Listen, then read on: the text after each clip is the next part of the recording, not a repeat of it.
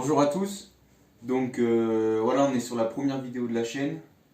Donc on va commencer par un faro pruneau. C'est un gâteau, je crois que c'est breton, je sais même plus. Bon, il me semble que c'est breton. Et donc voilà, je vais essayer d'être clair dans mes explications pour que ce soit facile pour vous de reproduire ça chez vous en même temps que moi. Et puis voilà, on est parti, hein. Donc je vais commencer par les ingrédients, je vais vous les lire. Donc on a besoin de farine, 200 g, de lait, 75 centilitres, du sucre, 150 g, et pour finir, 4 œufs, et bien sûr des pruneaux. Donc pour le moment, moi je vais faire avec un petit plat, donc parce que j'ai que ça, et puis je vais faire une petite quantité, donc je vais diviser les quantités par deux. Le sucre, je suis jamais la recette, parce que pour moi ça fait trop de sucre, je trouve. Donc je divise toujours au moins par deux. Donc voilà, on est parti, hein. Donc vous prenez un saladier. Hop. Donc là j'ai déjà ma quantité de lait qui est là. On va mettre...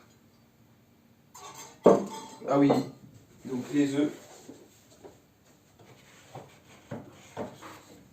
Petit problème technique, oublié d'aller les chercher.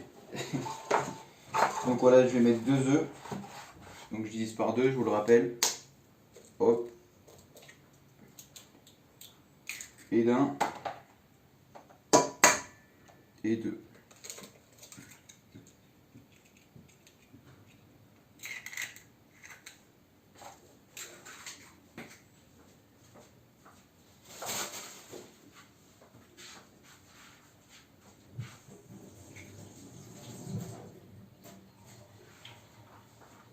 Ensuite, hop, la farine. Donc la farine, vous prenez une farine bien raffinée, hein. Vous prenez de la T45, de la T55, ça va, hein. Moi j'ai pris là. Là je vais mettre de la T65, ça ira aussi, hein. Après vous pouvez essayer avec de la complète, j'ai jamais essayé. Donc voilà, je vais mettre 100 g. Donc le but de cette chaîne aussi, ça va être d'essayer d'apporter quelque chose aux gens. D'essayer de vous embarquer dans mon style de vie, de vous montrer ce que je fais, pourquoi je le fais, de vous apprendre des choses. Et vous, si vous pouvez m'en apprendre aussi dans les commentaires, je suis preneur. Puis voilà, de progresser ensemble et de se régaler, bien sûr. Donc voilà, la farine.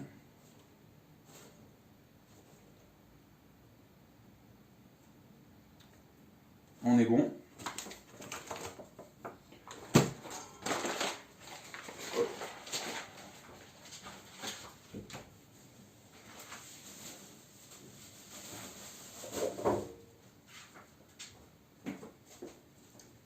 Donc là j'en suis où? Farine c'est fait, lait c'est fait, sucre c'est fait, les œufs c'est fait, il manque le sucre. Reviens, s'il te plaît. Hop, le sucre. Comment on ouvre ça? Ah putain.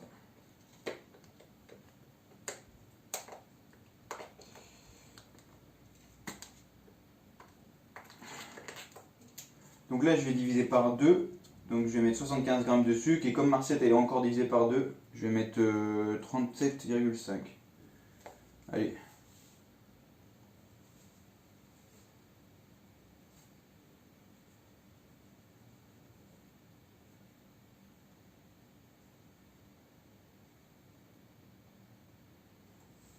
Hop. Pile. Donc voilà, donc là on a notre pâte qui est prête. Ah oui, j'oubliais. C'est un truc que j'ai appris de Thierry Marx, toujours une pincée de sel. Donc, dans les pâtisseries, tout ça.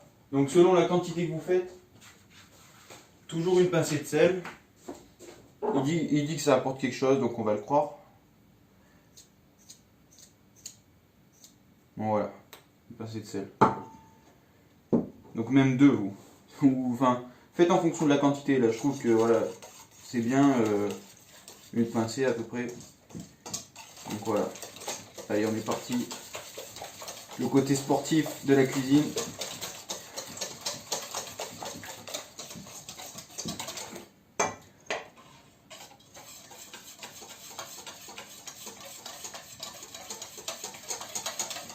Donc là, il y en a après, ils font reposer la pâte au frigo. Moi, j'en bats les couilles. Je la mets direct au four. Je vais faire préchauffer le four à... Donc vous faites préchauffer votre four à 200 degrés. Moi, c'est un petit four de merde, il est mal isolé et tout, donc je le mets à 220. Après, c'est comme vous voulez. Vous pouvez très bien cuire votre gâteau à 180 degrés, ça ira aussi. C'est comme vous voulez. Donc après, on va faire cuire ça à 50 minutes à 200 degrés. Et après, on le laisse 30 minutes dans le four éteint. Vous n'ouvrez pas le four par contre, pour que la température elle reste.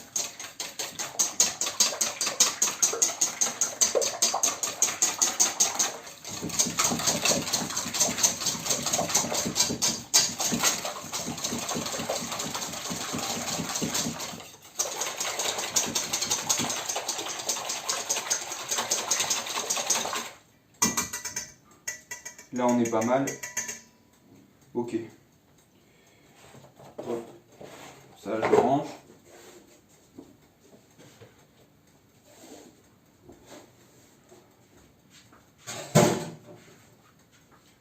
Donc ensuite, le plat. Le plat vient par là. Est-ce que ça tourne? Ouais, ça tourne. Donc le plat vient par là. Au frigo, bon, je vais prendre un peu de beurre. Donc le beurre, ça va être pour éviter que le gâteau colle. Je pense que vous connaissez. Pas besoin de vous expliquer. Donc, hop, un couteau.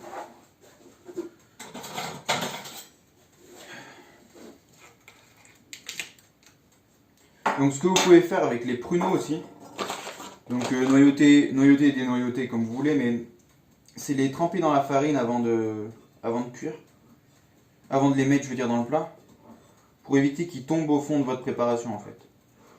Moi je le fais pas forcément, hein, je vous avoue.